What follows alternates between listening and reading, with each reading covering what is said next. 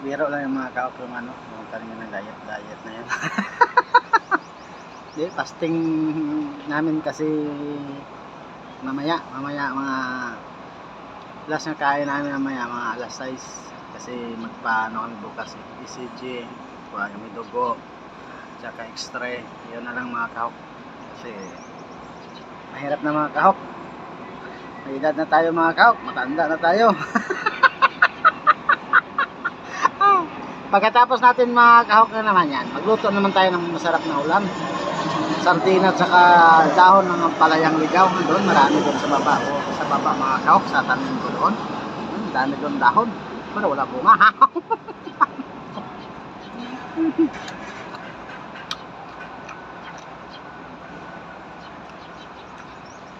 Kaya ngayon kaya matay baboy,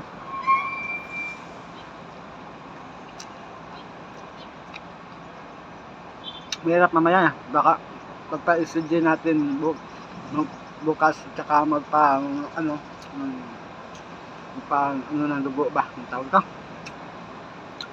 magpa-check ng dugo ba, baka high blood tayo ba. Kaya ngayon hanggang ngayon ito yung baboy ito.